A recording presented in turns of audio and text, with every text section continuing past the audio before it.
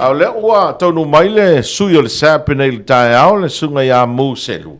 Vave na usu mai ia mu nei le tae au. Wa mai oe nei tae au. Ia, ele mo ven manuia nei. Ia ka kaloa. Le rei, ia, se i sa ngoa le tulanga o ele sapa ua luta mai tawata. Wa uma le whapitoa fono marua. O le tatou whapitona le fono marua le wha umai nei le aso se fuluiva. O le lalai. Iulai. I le whawawina i... Okay. So le o ta o le conferences specials o uma le malua e le o te whaingole. Okay. But le fwe la o te whaawawa i nisi o tatou packages o ma whai ona. So whaatasi ini o loa se tasi pe lua. Whaatau ina le tau e tasi. Ma ua whapau ina fo ini tau mo le whaamama awenga fo ina mamalo le atinu. O na winga la le la sau ne te noa mai independent special. Le lei, sau noa ngu, whamon mole? Ia, whaftai tanga tau mo le wanoa. Pe ona sila fia fo ina mamalo le atinu. Ulo sau no tanga tau e tatou whalawi loa o le... Sisingafua, whailunga ina o le ono sful tolu tau sanga. Ia, o le telo tatou whalau lona, whaiona tu ina tu ma advertiser tu lunga tatou Facebook page, le SSAB APIA SAMOA.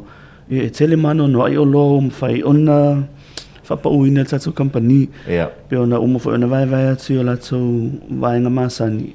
E se lava mea tau furniture, o whiteware, mea tau electronics, o stationaries. Im tulanga whapena, im whaion tatou sila ne i lunga e tatou whalaulona, im whaion tu inats, i lunga tatou Facebook page.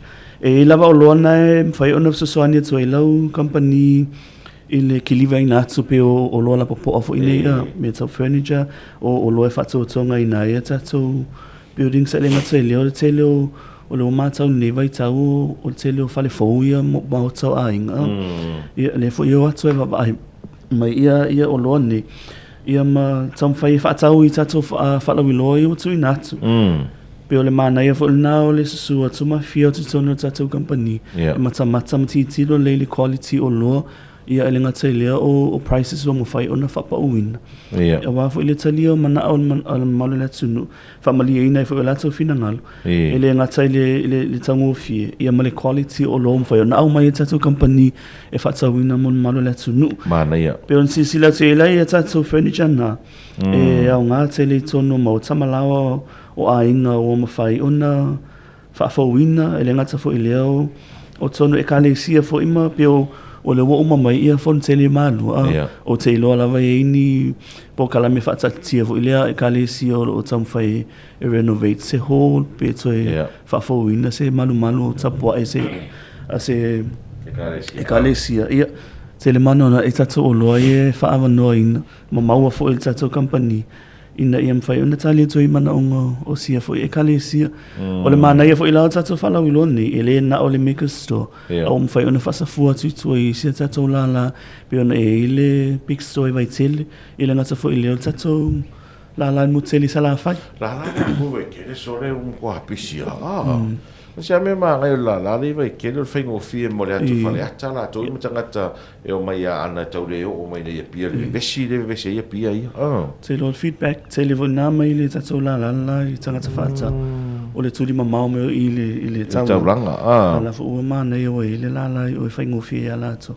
O le sia mea le ina pei tau alo fie tangata so se kampari so se wharolol mea ni o leo se kāpaka. A mana i o vai tele i o lona kāpaka. Malo whaftai, o ai si vaenga tā ua e, te tau ona whalau i loa le tae au, nei whamon mole.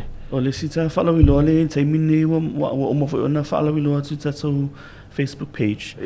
Ma tatou ala, tai o watu e fwoi tatou ads. O le tatou 30th promotion pe a masani masin ta itas. Whai unga masina, A mataina le aso luas fulu iwan masina ne, ia wha umaina fwoi le aso na ila so tas. Okay.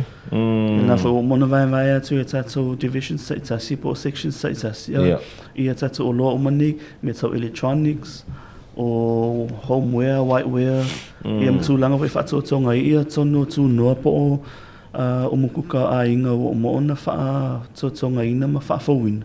Ia tele mana na i tatou o loa pe o ipu ai, o ipu ti, tūlanga whapena. Ia o lo umwhai ona whapauina o la tau tau ini tau paulanga. Whai ona e whatauina le tau tā la, wha tā la. Ia, ma prices I lalo I fo I se tato o long Wa fera le alu tato fair promotion. Ma te le aso los fuluiva. Le aso fo le aso tofi. Gaso nei? Ia, sa. Kausi road ma fo ia sa. O man ko le aso fai unge yo o me. Ngara ma ka le skofi as falele mas ko. Lale umi o le fair promotion. Tolu aso fa o mai le aso tolu tasi aso na. Okay. Ma na ia tele. O le si vai nga foi le se o fa visite to a tele o tangata message mai foi le peito le tato le tio. Ia, il tu lang foi le sau no e mu to e fa pula tili o te lo la wo ia. O le ona nga foi le online shopping. O la to e misia alo ma fa na o le o inga lo nga fa vai time. O la wo vili quello ma kua o le anga le ma ko por ki uila por mai ko we por sa isa. Ia. O le alfa ingo le nava inga fa mol. Faftai tonu nga tau ia ele fa ngalo ina fo ele mol faftai I nei fa na fo o fa nga ina mai le o nanga le mo le fa ingo fi ino le fa tau inga I tonu a inga. Ia le nga tau fo ile o le mamao o le meo ia ila tau. Ia. O le tato o nanga la vala tau le ia fa ingo fi ina mo I tato I Samoa. Ia. O le process la vala so ia fa pe tsongil tsamiti tipo o le tanga tfainga luinga I ngaluinga fa vai time na paula vale pe pa au mai o le si tipo le numero le tsongi na I o na au mai lo la I nei la fo mai nei wa o il tso team samola ki mal tso online sales o lo ngal lue le connecti le matanga tsai fa fo pe ona o la fo ia tanga tsa mautu po ila tso fainga luinga mai tsu langa le ia tsu ni sila po stadio e la fo ina mai tso pe pani na numero lava Mary City malengo le tanga le no foi ni e alwa tso ye foi na alwa tso pikil fatau e tsono foi la le Mary City le po le pepa le e fai lava ona faleoloa mai le tamaiti po tanga fainga luenga I fafo pe mana o e kiliva tso company pe ako ainga pe ako foi ainga piki e na fa faingo fi ina lava la na o le mai City mal numero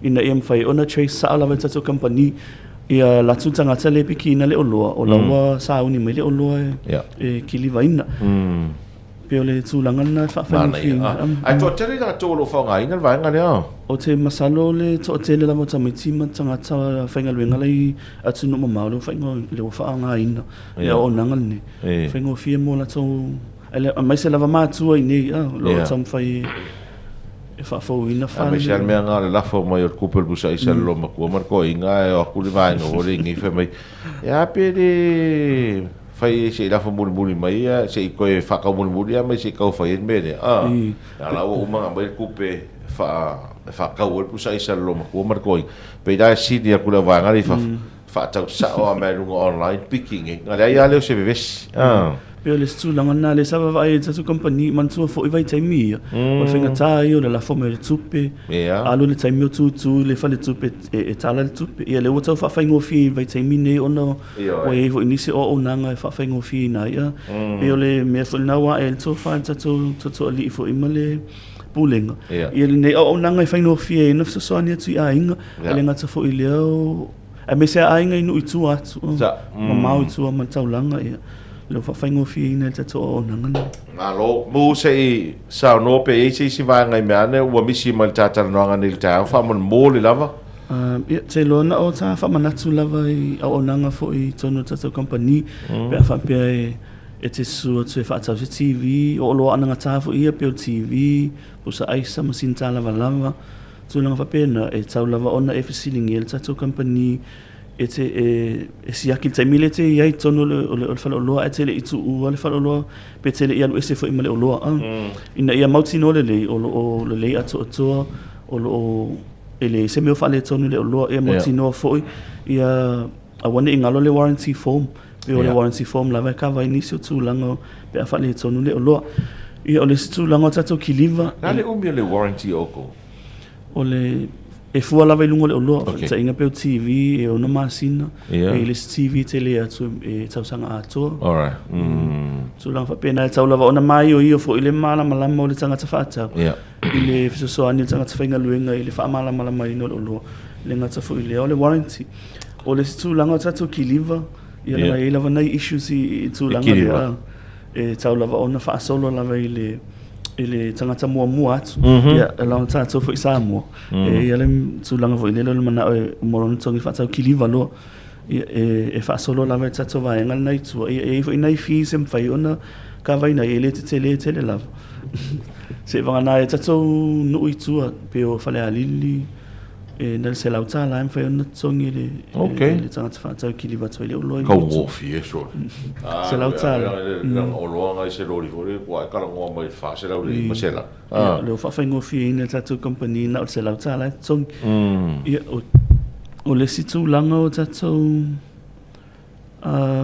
i oloa ne o TV ma e malulu o tatou msinta lava o e lava tatou whainga luenga o loo nga whatau lima ina ni tūlanga o latou e le tau mai to e whalele e pia e se tūlanga e whale tonu na le longa tūlava na tatou company pe a watu fo i tonu le oloa lea ia ngalu e tatou au whainga luenga i le whatino ina alo whaatai tele mu mo le avanoa nei tae au ia manuia o whaiva me se fol tatou o whainga luenga le SSAB tatou e whero i le lava ia so pe au lia tu le lofo malanga leo le li whaatai lava lea malo whaatai o le nau whaafonga mai mo mai le atunu i le sui o le SSAB nei tae au a whaina misi a te oel tanoanga ma le SSAB le whaalau loina le tele o latou whaalau i loa pe o le Fair of Promotions pe o foi i a le whaalau i loa le o le Independence i ona e asiasi le lunga o le Facebook page le SSAB ia te maua o mai le au te lenga ma le atoanga o le tele o nisi o latou whaalau lo po nisi fo o loa o loo e mana o mia asiasi le whaalau le SSAB pe te asia lunga o le latou Facebook page whapea fo i latou o loo mai mo mai atunu ma mau ai o loo ieni o loa o loo mana o mia fesili ane pe message mai le Facebook o le SSAB e maua toi le tali ia ma le malama ma anga tili i latou whatunga